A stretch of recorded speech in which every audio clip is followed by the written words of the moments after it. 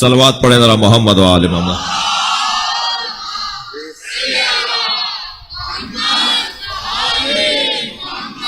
البتہ یہ اس کا حکم ارشادی ہے، اور حکم ارشادی یعنی رہنمائی۔ حکم مولوی اگر ہوگا تو یعنی وہی کرنا ہوگا جو اللہ کہہ رہا ہے جی۔ حکم ارشادی ہے کہ اگر ایسا کرو گے تو تمہارے حق میں ہے۔ اچھا، اس آیہ کریمہ میں حکم نہیں ہے بلکہ ان لوگوں کی تعریف ہے کہ جو ایسا کرتے ہیں، تو خود بخود اسے ارشاد سمجھا جائے، ابلاغ سمجھا جائے، اسے رہنمائی سمجھی جائے کہ اللہ چاہتا یہ ہے کہ اگر سفر کرو تو اس سمت سفر کرو، سمت بتا رہا ہے وہ۔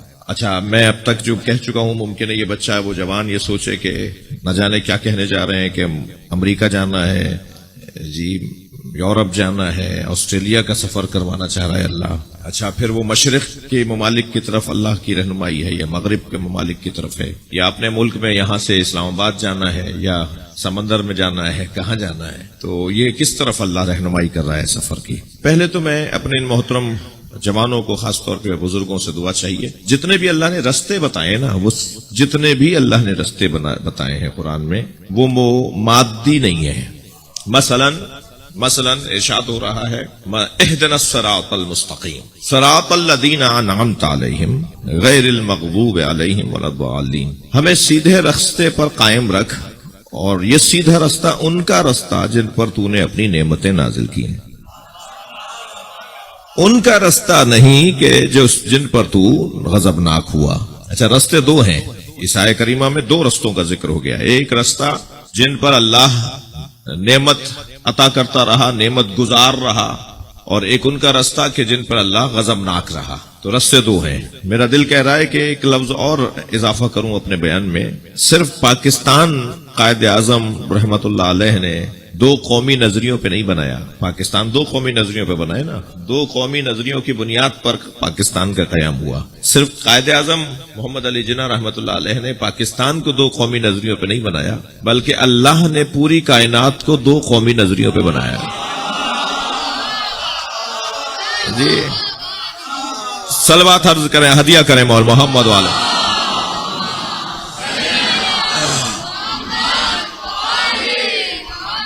وہ جو دو قومی نظریے اللہ بیان کر رہا ہے، جس پر اللہ نے پوری کائنات کو بنایا ہے، ان دو قومی نظریوں کو کبھی وہ قرآن مجید سورہ ابراہیم میں ارشاد فرماتا ہے، الم تری کیف ضرب اللہ مثلا کلمۃ طیبۃ کشجرۃ طیبہ اصلها ثابت وفرعها في السماء تؤتي اكلها كل حين باذن ربها يضرب الله الامثال للناس لعلهم يهتدون وكلمة خبيثة كشجرة خبيثة اجتثت من فوق الارض ما لها من قرار۔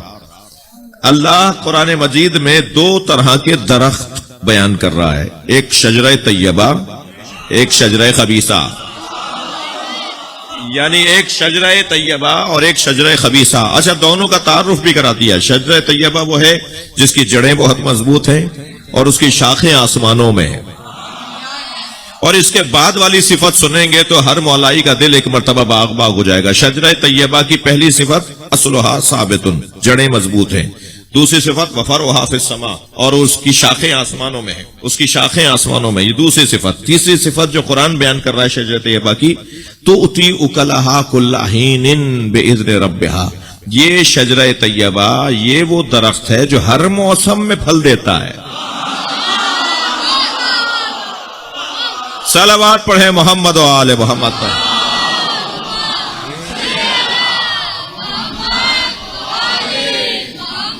ہر موسم میں پھل دیتا ہے۔ کبھی آپ نے کوئی درخت دیکھا جو باردار ہو، پھل دینے والا ہو، اس کی شاخیں آسمانوں میں جا رہی ہوں؟ جتنا باردار درخت ہوگا اتنی شاخیں زمین کی طرف پلٹیں گی۔ تو یہ کون سا درخت ہے بھائی؟ یہ اگر مادی درخت ہوتا جو ہمیشہ پھل دیتا ہے، یہ اگر مادی درخت ہوتا تو اس کی شاخیں پلٹ کر زمین کی طرف آتی۔ اللہ کہہ رہا ہے یہ ہر موسم میں پھل دیتا ہے اور آسمانوں میں شاخیں ہیں۔ تو گویا یہ بتانا چاہ رہا ہے کہ یہ مادی درخت نہیں ہے، یہ مانوی اور روحانی اور نورانی درخت ہے جو زمین والوں کو بھی پالتا ہے، آسمان والوں کو بھی۔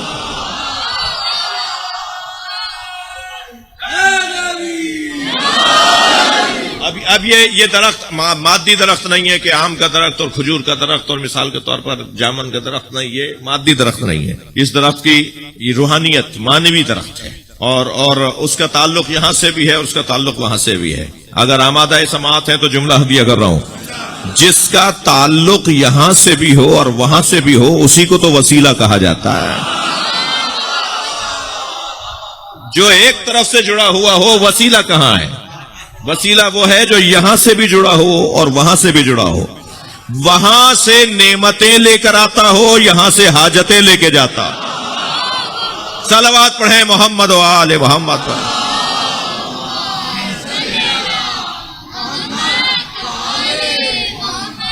اچھا، پھر شجرہ خبیثہ کی بھی اللہ نے کچھ نہ کچھ بتایا ہے، یعنی شجرہ طیبہ ہی نہیں بلکہ شجرہ خبیثہ کی بھی معرفت کروائی ہے. اچھا مسلمان وہ نہیں ہو سکتا جو کفر شناسی نہ رکھتا ہو. پکا مسلمان بننے کے لیے اسلام شناسی کے ساتھ کفر شناسی ضروری ہے. اسلام یہ چاہتا ہے، وہ کیا چاہتے ہیں وہ بھی تو جانو، تاکہ پھر مقایسہ ہو سکے اور پھر اچھی چیز سامنے آ سکے. تو دونوں نظریے اللہ بیان کر رہا ہے. شجرہ طیبہ جس کی صفتیں یہ بیان ہو گئی. شجرہ خبیثہ کو کیا کہا اللہ نے؟ وَكَلِمَةُ خَبِيثَةٍ کہا، شجرت کا کلمۃ خبیثۃ کا شجرۃ خبیثہ. اور کلمہ خبیثہ شجرہ خبیثہ کی طرح ہے. اور شجرہ خبیثہ کی صفت کیا ہے؟ علامت، نشانی، پہچان کیا ہے؟ اجتثت من فوق الارض، یہ زمین کے اوپر سے اگتا ہے. جو زمین کے اوپر سے اگتا ہو، ما لہا من قرار. پھر خود اللہ نتیجہ دے رہا ہے، جو زمین سے کے اوپر سے درخت اگے گا پھر اس کو کوئی قرار ہی نہیں ہوگا. یہاں سے ہوا نے رخ بدلا، یہ وہاں جا پڑے. وہاں سے ہوا نے رخ بدلا، یہ یہاں پڑے. جو روزانہ رنگ بدلے، جو روزانہ ڈھنگ بدلے، جو روزانہ در بدلے، جو روزانہ عقیدہ بدلے، وہ اس قابل کہاں ہے کہ اس کی پیروی کی جائے؟ جو خود مطمئن نہیں ہے وہ عوام کو کیا مطمئن کرے گا؟ لوگوں کو، مخلوق الہی کو مطمئن وہی کر سکتا ہے جو خود نفس سے مطمئن نہ ہو. ما لہا من قرار، اس کو کوئی قرار نہیں ہوتا.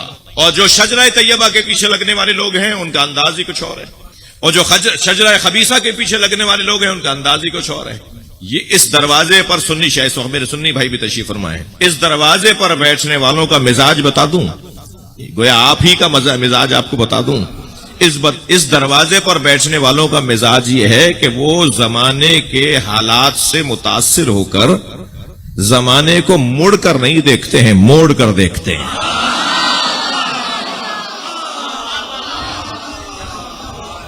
حالات کو اپنے حق میں تبدیل کرنا ہنر ہے. حالات کا رونا یہ اہل بیت والوں کی نشانی نہیں ہے. حالات کیسے ہی ہوں یہ اپنا رستہ بنائیں گے کہ مجھے اپنے نظریے پر قائم کیسے رہنا ہے. تو آپ نے دیکھ لیا شجرہ طیبہ اور شجرہ خبیثہ یہ مادی درخت نہیں ہے، مگر اللہم صل علی محمد وعلی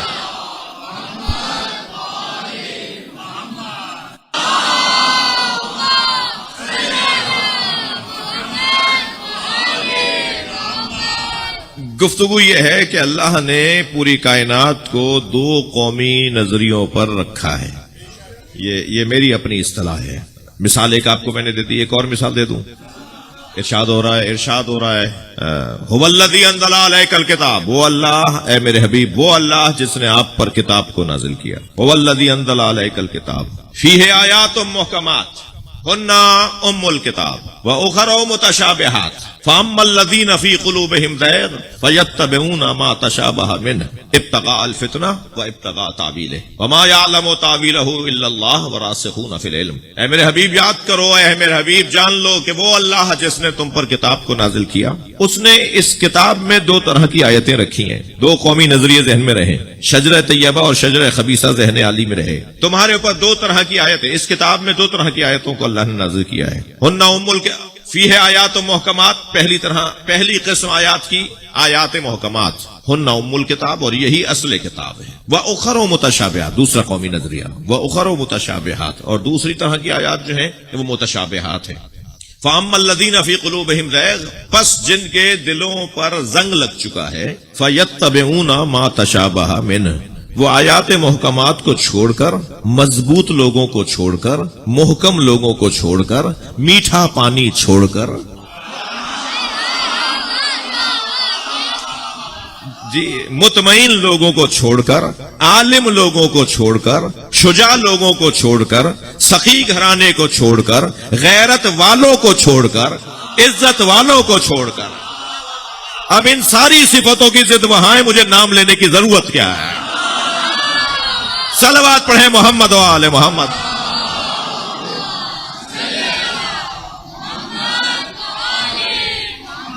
उखर मुतशाबिहात, और दूसरी किस्म आयात की मुतशाबिहात, फ़अम्मल्लज़ीन फ़ी क़ुलूबिहिम ज़ैग़, जिनके दिलों पे जंग लग चुका है, फ़यत्तबिऊना मा तशाबहा मिन्ह, वो आयात मुतशाबिहात की इत्तबा करते हैं। इत्तबा का लफ्ज है, इताअत का लफ्ज नहीं है। इत्तबा जी, अगर यहां पर इताअत का लफ्ज होता ना तो फिर कुरान मुराद ली जाती कि कुरान की 2 आयतों का जिक्र हो रहा है। कुरान की 2 आयतें हैं, मगर ये कौन सी 2 आयतें हैं? ये कौन सी 2 आयतें हैं कि जिनमें इत्तबा, उनकी इत्तबा का पैगाम है। इत्तबा तो अमल का नतीजा और अमल की तस्वीर है, और अमल के मुताबिक अमल करने को इत्तबा कहा जाता है। यानी किसी के अमल को देख कर अमल करना ये इत्तबा है, किसी के कौल को देख कर अमल करना ये इताअत है। लफ्ज इत्तबा यहां पर आया है, फयत्तबिऊना मा तशाबहा मिन। फिर कुछ लोग वो हैं कि जिनके दिलों में जंग लगा हुआ है, वो उनकी इत्तबा करते हैं जो मुतशाबे हैं। तो इत्तबा यानी अमल। वो जो आयात हैं मुतशाबिहात, वो कोई अमल करने वाले लोग हैं। वो जो आयात मुतशाबे मुहकमात हैं, वो कोई अमल करने वाले लोग हैं। यानी सिर्फ ये लफ्जों में ढला हुआ कुरान बात नहीं कर रहा अल्लाह, बल्कि अल्लाह अपनी मखलूक का जिक्र कर रहा है। 2 तरह के नजरियों का जिक्र कर रहा है। वो उनकी इत्तबा करते हैं कि जो मुतशाबे हैं। क्यों? इब्तिगाल फितना, उन्हें पहले से पता होता है कि हम इनके जो नारे लगा रहे हैं, इनके जो हम तारीफें कर रहे हैं, इनके बारे में जो हम इनके हक में बातें कर रहे हैं, हमें पता है हम गलत कर रहे हैं। हमें पता है कि ये आदमी इस काबिल ही नहीं है, हमें पता है कि ये इस लायक नहीं है कि इसकी तारीफ की जाए, मगर फिर भी करेंगे। इब्तिगाल फितना, क्योंकि उसकी वजह से ये फितना फैलाना चाहते हैं। वह इब्तिगा तावील है, और अपने पसंद का दीन पेश करना चाहते हैं। ये लोग कि जो सब कुछ अच्छी चीजों को छोड़कर ऐसी चीज, तो ये 2 कौमें, ये नजरिए यहां पर भी मौजूद हैं। अब अगर मैं मजमून मेरा मुकदमा मेरा लंबा हो गया कि अगर हम एक फहरिस्त बनाना शुरू करें कुरान और हदीस की रोशनी में, तो अल्लाह ने 2 ही कौमी नजरियों को बयान किया है जी, जिनमें से 2 मिसालें मैंने आपको दी। चंद मिसालें और भी हैं जो दी जा सकती हैं, जो कुरानी मिसालें हैं। अजीजान गिरामी, बहस असली ये है कि अल्लाह ने इन 2 कौमी नजरियों को बयान करके हमारा जो फरीजा और जिम्मेदारियां हैं उसका तायुन किया है जी। मजहबों के नाम तब्दील होने जा रहे हैं। अब से 200 साल पहले ये नाम नहीं थे जो आज हैं, 600 साल पहले ये नाम नहीं थे जो आज हैं, और आइंदा ये नाम नहीं रहेंगे जो आज हैं।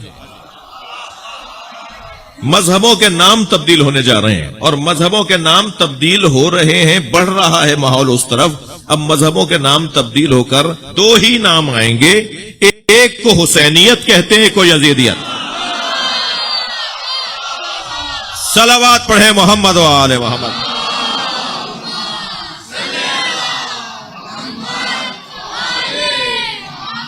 मुमकिन है, जरा जिगर थाम के मेरा जुमला सुनिएगा, मुमकिन है कि कोई शिया हो और वो हुसैनी ना हो, और मुमकिन है कोई सुन्नी हो और वो हुसैनी हो। भाई ये कैसे मुमकिन है?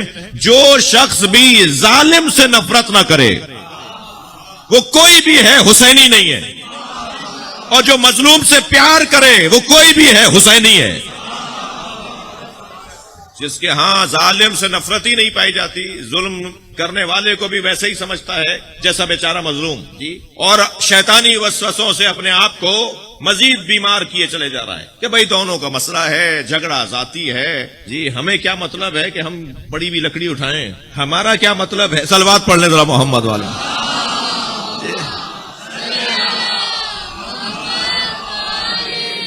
ये इस तरह की बातें करने वाला ये शैतानी वसवसों का शिकार है, और अपनी जिम्मेदारियों से फरार का रास्ता ढूंढ रहा है, रास्ता उसे मिलेगा नहीं।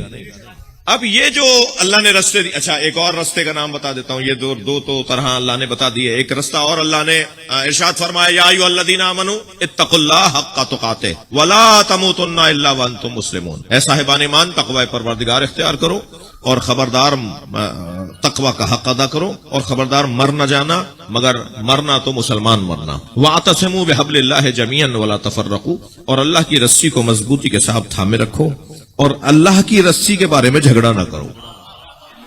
اہل دقت بیٹھے ہوئے ہیں، مجھے وقت تنگ ہے، میں اصلی مضمون کی طرف جا رہا ہوں، چھوڑ رہا ہوں بہت سارے پیغامات. اور اللہ کی رسی کو مضبوطی کے ساتھ تھامے رکھو، اور اللہ کی رسی کے بارے میں جھگڑا نہ کرو. یہ اللہ کی رسی کہاں لٹکی ہوئی ہے؟ خانہ کعبہ کی چھت پر ہے، مدینہ منورہ میں ہے، کربلا میں ہے، نجف میں ہے، مشہد میں ہے. یہ اللہ کی رسی لٹکی ہوئی کہاں ہے جس کو پکڑنے کا اللہ حکم دے رہا ہے؟ جی یہ شجرہ طیبہ ہے کہاں؟ یہ صراط کہاں ہے؟ یہ رستہ کون سا ہے جس کے اوپر قائم رہنے کی اللہ بات کر رہا ہے؟ یہ ہے کہاں؟ تو بس یہ ساری مثالوں کو ایک جگہ جمع کر کے میں ایک نتیجہ دے رہا ہوں اپنے ان بچوں اور جوانوں کے لیے کہ اللہ کی جانب سے جو رہنمائی کے رستہ ایک ہی ہے، مگر اس کے نام جو مختلف بتائے ہیں وہ مادی نہیں ہے. مادی نہیں ہے جو بارڈر کے چینج ہو جانے سے چینج ہو جائے، جو حالات کے بدلنے سے چینج ہو جائیں، جو مشرق اور مغرب. اچھا یہ گھرانہ وہ گھرانہ ہے کہ جو یہ وہ رستہ ہے کہ جس پر اگر ہم قائم رہیں گے تو چاہے جغرافیہ بدل جائے مگر یہ نہیں بدلے گا، چاہے ملکوں کی سرحدوں کو بدل دیا جائے یہ رستہ نہیں بدلے گا. تو یہ رستہ کون سا رستہ ہے جس رستے کے لیے اللہ ہمیں غور کرو، حبل اللہ اندر رکھی ہوئی ہے. ذرا اپنے اوپر غور کرو، صراط اندر ہے. تم نے اگر اپنے اوپر غور کر لیا تو تمہیں علی مل جائے گا. تم نے اگر اپنے اوپر غور کر لیا تو تمہیں اہل بیت کی معرفت ہو جائے گی. جس نے اپنے آپ سے محبت کی وہ کیسے ممکن ہے کہ وہ یہ دروازہ چھوڑ کے چلا جائے؟ جو اپنے اچھا جو یہاں سے دور بیٹھے ہوئے ہیں، جو یہاں سے دور، میری مراد اس دروازے سے دور بیٹھے ہوئے ہیں، وہ اپنے آپ سے ہی پیار نہیں کرتے، اپنے آپ سے ہی محبت نہیں کرتے. اس لیے کہ اس دنیا میں بھی اطمینان نہیں ملے گا اور آخرت میں تو جنت کی بو بھی نہیں سونگیں گے جو اہل بیت سے دور رہیں گے. یہ سفر کرنا ہے اور اللہ سفر اب آپ کو اچھا لگے گا ترجمہ. وَمَن يَخْرُجْ مِن بَيْتِهِ مُهَاجِرًا إِلَى اللَّهِ وَرَسُولِهِ. بس جو نکلا اپنے گھر سے توجہ چاہوں گا، ایک تاریخ کے منفرد مسافر کی مجلس ہے، اس لیے میں نے یہ مضمون ترتیب دیا. وَمَن يَخْرُجْ، صلوات پڑھیں ذرا محمد و آل محمد.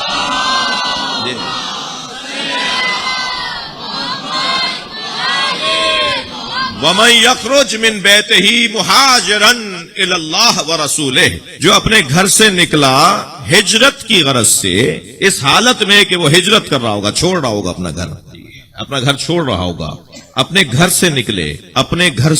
وَمَن يَخْرُجْ مِن بَيْتِهِ مُهَاجِرًا إِلَى اللَّهِ وَرَسُولِهِ، اور اس کی ہجرت اللہ اور اللہ کے رسول کی طرف ہو. تو اللہ کو سمتوں میں کہیں لایا جا سکتا ہے؟ کہاں جا رہا ہے یہ؟ اللہ کی طرف جا رہا ہے. اللہ کہاں رہتا ہے معاذ اللہ؟ یہ سوال ہی صحیح نہیں ہے، مگر صرف سمجھنے کے لیے ان بچوں اور جوانوں کے لیے عرض کر رہا ہوں. یہ کہاں جا رہا ہے؟ اللہ کی طرف. تو اللہ کہاں رہتا ہے؟ مکے جاؤ گے تو اللہ ملے گا. بعض لوگوں کو تو مکے میں بھی اللہ نہیں ملتا.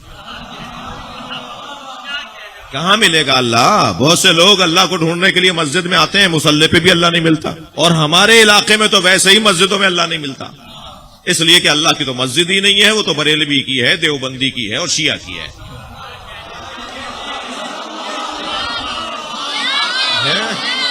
صلوات پڑھتے ہیں محمد و آل محمد پر.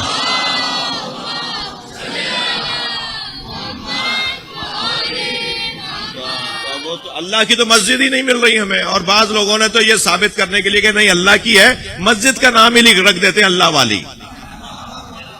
اللہ والی مسجد. اچھا یہی مسجد ہے جو اللہ والی ہے، باقی مسجد ہے تو اللہ والی بھی نہیں ہے. اور جو ایسا دعویٰ کر رہا ہو نا اس پہ زیادہ شک کیجیے گا. جی صلوات ہدیہ.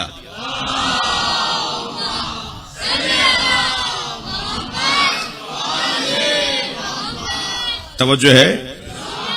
تو اللہ کی طرف یہ گھر سے نکل کے جا رہا ہے تو اللہ کی تو کوئی سمت نہیں ہے. مولا علی فرما رہے اگر اللہ کو اشاروں میں لے کر آؤ گے تو یہ شرک ہے. اللہ کو اشاروں میں نہیں لایا جا سکتا. حتیٰ ماہ رمضان کہنا درست ہے، رمضان کہنا بھی غلط ہے. رمضان آ گیا، رمضان چلا گیا، مولا فرماتے نہیں بولو یہ لفظ، اس لیے کہ رمضان اللہ کے ناموں میں سے نام ہے. چاہے تمہارے ذہن میں مہینہ ہو پھر بھی نام یہ اللہ کا ہے.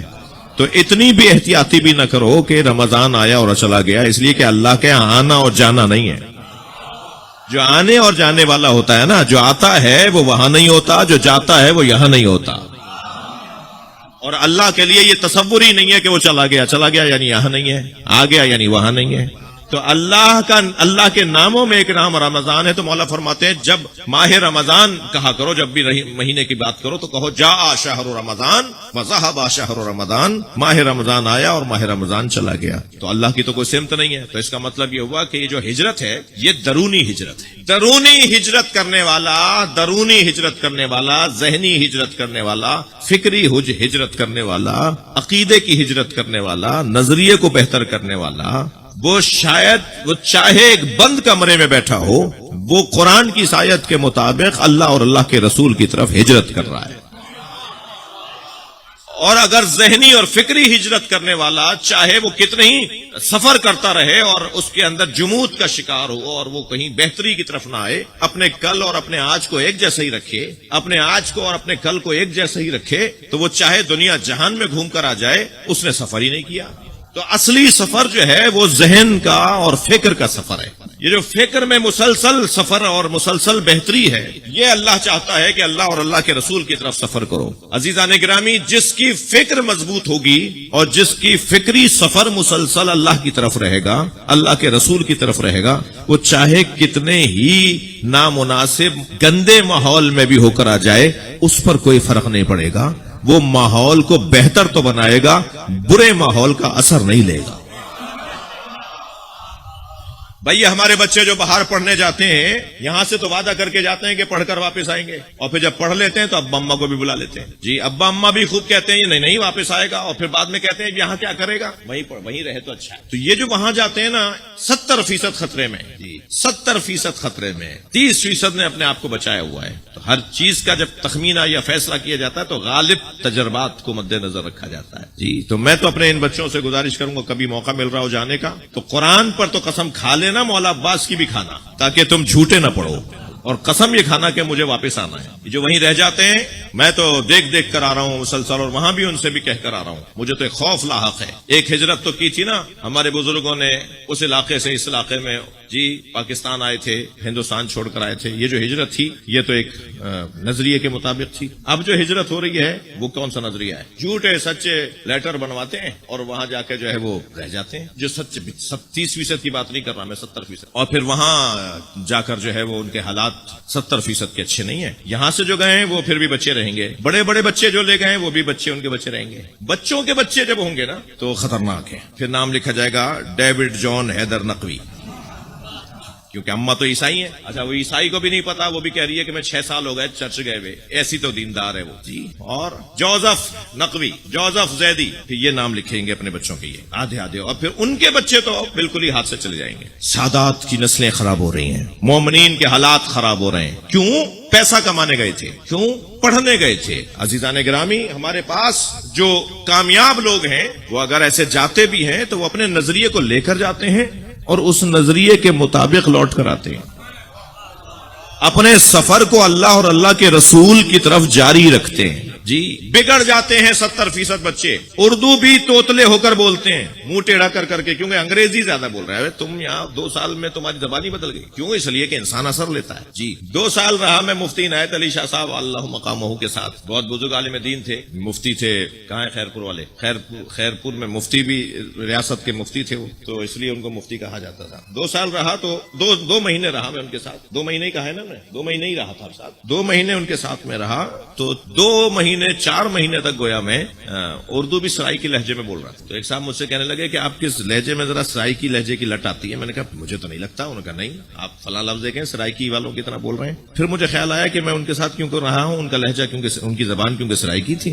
تو وہ اثر میرے اوپر آیا۔ مرزا اسد اللہ غالب دہلی میں ایک محلے سے دوسرے محلے جا رہے تھے، تانگا روکا، پیسے طے کیے، تانگے میں بیٹھے تو تانگے والا شروع اپنی باتیں، آج ایسے مسافر اتارا، آج ایسے میں لے کر گیا، اور آج میرے گھوڑے نے یہ کیا، اور آج میرا پہیا تانگے کا ٹوٹ گیا تھا، جانے کیا کیا باتیں۔ تو آدھے رستے میں مرزا اسد اللہ غالب نے کہا بھی تانگا روکو، مجھے اترنا ہے۔ اس نے کہا جی محلہ تو ابھی آگے ہے، وہ کہنا نہیں وہاں تک تو میری اردو خراب ہو جائے گی، تم بولے چلے جا رہے ہو، تمہاری زبان میرے اوپر اثر کر رہی ہے۔ تو انسان اثر لیتا ہے، انسان ماحول کا اثر لیتا ہے۔ اب یہ جو ہمارے باہر مسافروں پر بات ہو رہی ہے، بھائی مضمون پر ہی ہوں میں، یہ جو ہمارے بچے باہر پڑھنے جاتے ہیں، جو سفر کرتے ہیں، یہ جو مسافرت کرتے ہیں، ان کے لیے علامہ اقبال نے جرمنی سے ہی ڈاکٹر ہو کر آئے نا، جرمنی گئے, ڈاکٹریٹ کی سند لے کر آئے, تو باہر تو بہت سارے لوگ گئے. تو علامہ اقبال نے باہر جا کر واپس آنا اور باہر جا کر اپنے نظریے پر قائم رہنا اور اللہ کے رسول کی طرف سفر جاری رکھنا, اس کا ایک نسخہ دیا ہے. علامہ اقبال کہتے ہیں خیرہ نہ کر سکا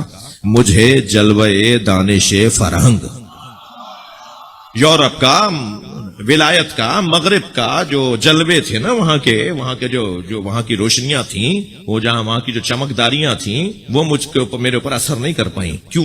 یہ تو ہونا ہے, اثر تو ہونا ہے. خیرہ نہ کر سکا مجھے جلوے دانش فرہنگ, سرما ہے میری آنکھ کا خاک مدینہ و نجف.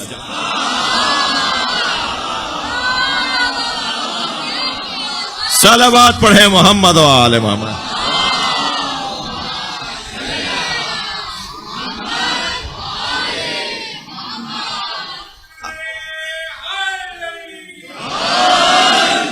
اگر میں نے اپنی آنکھ میں مدینہ و نجف کی خاک کا سرما لگا لیا تو مجھے وہی نظر آئے گا جو مدینے والا دکھانا چاہتا ہے اور نجف والا دکھانا. بھائی سرخ شیشوں کی اینک لگا لی جائے تو شلجم بھی چقندر نظر آتا ہے.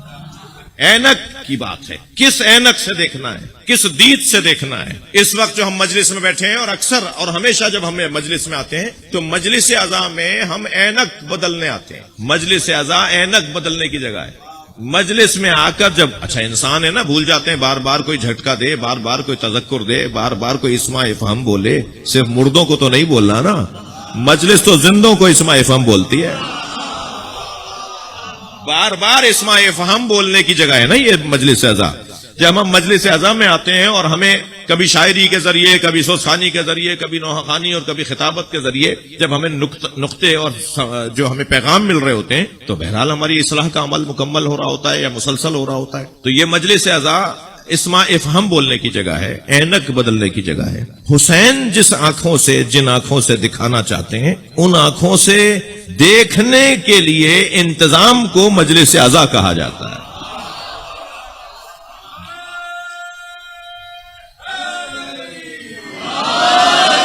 بہت عرصے بعد حاضر ہوا ہوں اور شرکت ماشاءاللہ آپ کی بھرپور ہے, اور موسم کے نامساعد, میں خراب موسم میں نہیں بولوں گا, موسم خراب نہیں ہے, نامساعد ہمارے ساتھ نہیں جڑ رہا. صلوات پڑھنے ذرا محمد والے.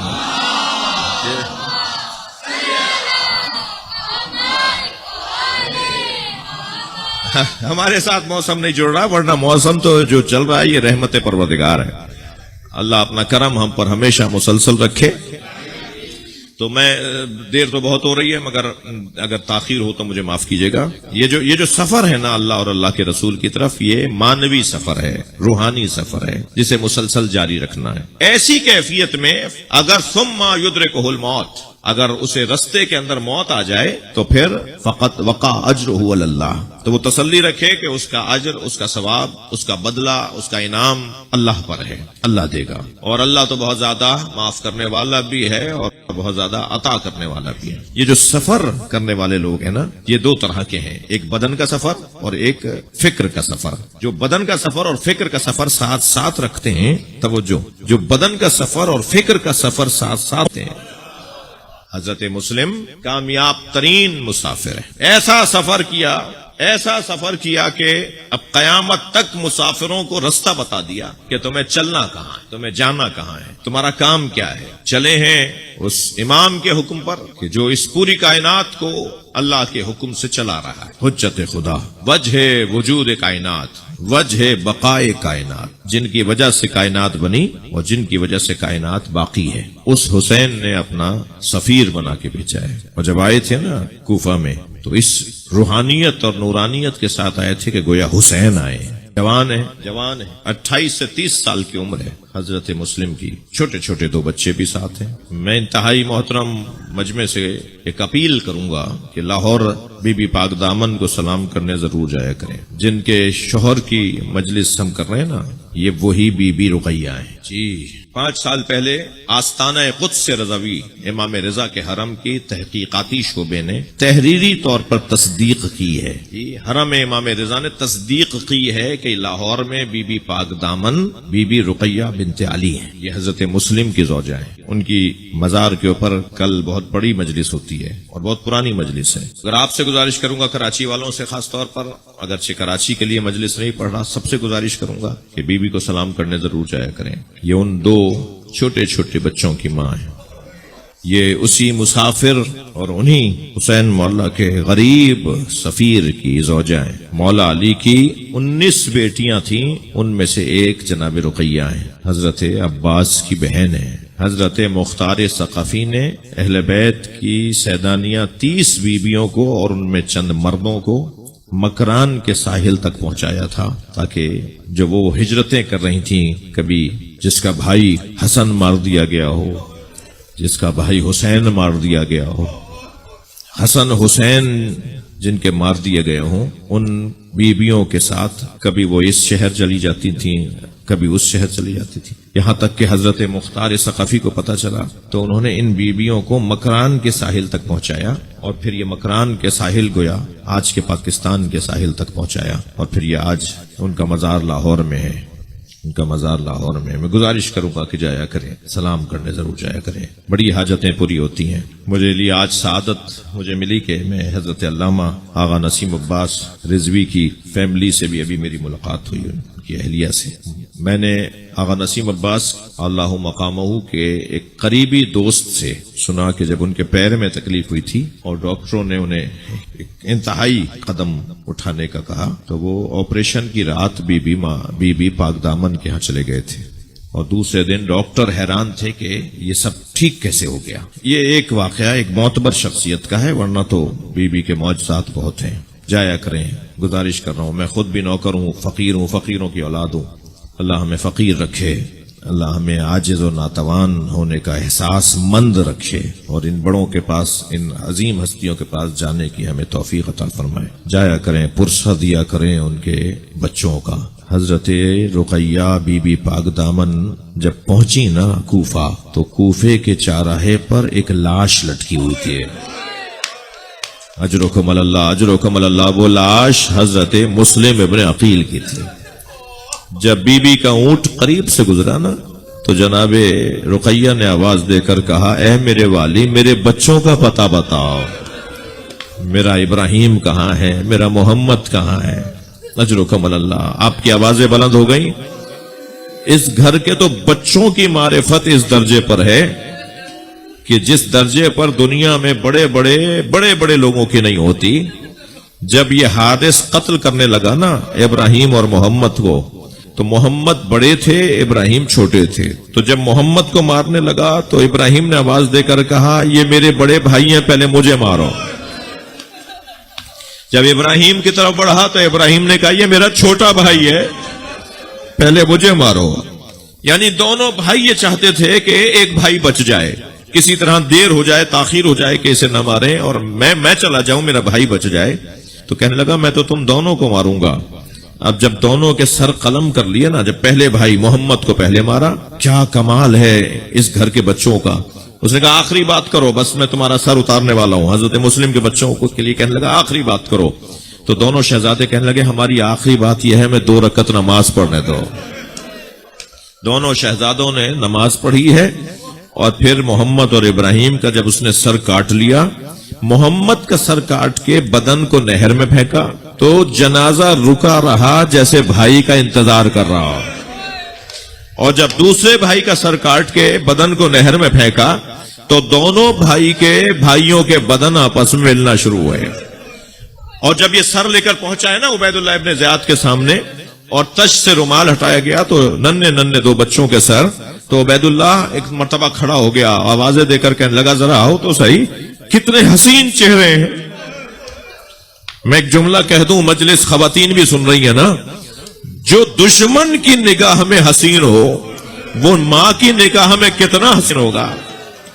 اجرکم اللہ، اجرکم اللہ. اللہ آپ کو کسی غم میں نہ رلائے. وہ حضرت مسلم کے شہزادے حضرت مسلم کو گرفتار کر کے لے کر آئے. میں نے مجلس مکمل کی, بس دو منزلیں لے لیجئے. حضرت مسلم کو گرفتار کر کے لائے, ہاتھ پیر باندھے ہوئے تھے. عبید اللہ ابن زیاد دربار میں کرسی پر تخت پر بیٹھا ہوا تھا کہ سامنے لا کر حضرت مسلم کو کھڑا کیا. حضرت مسلم اپنا سینہ چوڑا کر کے کھڑے تھے, گردن اٹھا کے کھڑے تھے کہ کرسی پہ بیٹھے ہوئے ایک شخص نے کہا, تم نے امیر کو سلام نہیں کیا, تم نے امیر کو سلام نہیں کیا. اس کی مراد عبید اللہ ابن زیاد تھا, کرسی پہ بیٹھا ہے, تخت پہ بیٹھا ہے. کہ تم نے امیر کو سلام نہیں کیا. حضرت مسلم نے اسے دیکھا اور ایک خاص جلال کی کیفیت میں فرمایا, ما لی الامیر سوى الحسین, حسین کے علاوہ میرا کوئی امیر ہی نہیں ہے.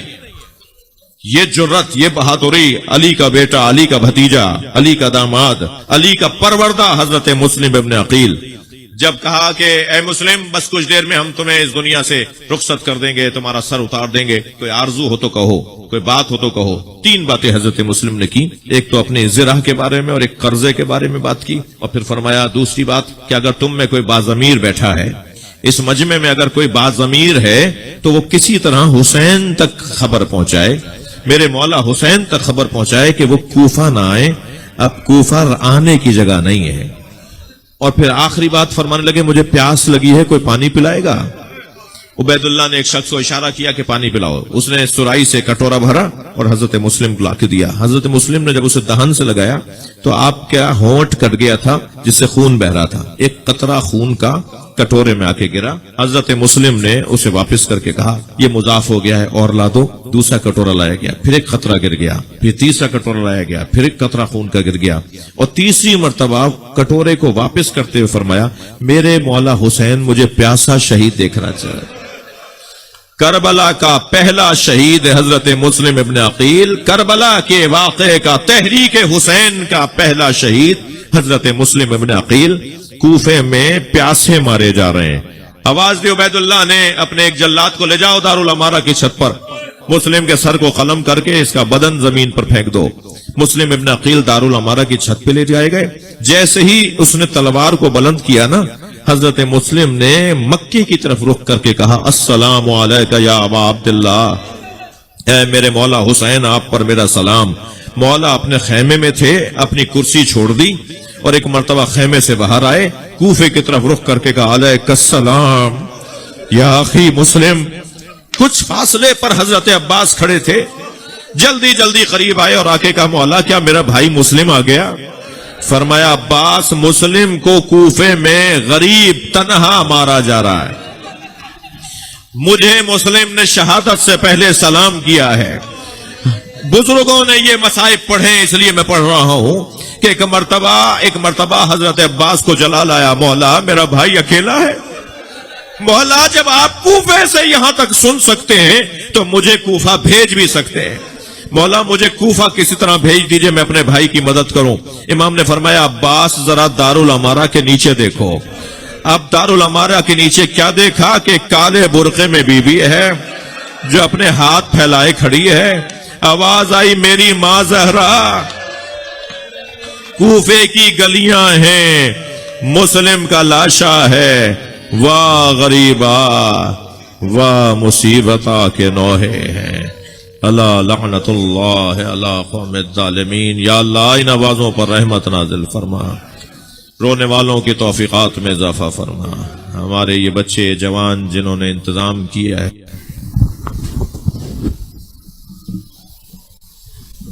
گزارش کروں گا جناب ساجد جعفری صاحب سے نوحہ خوانی کے لیے.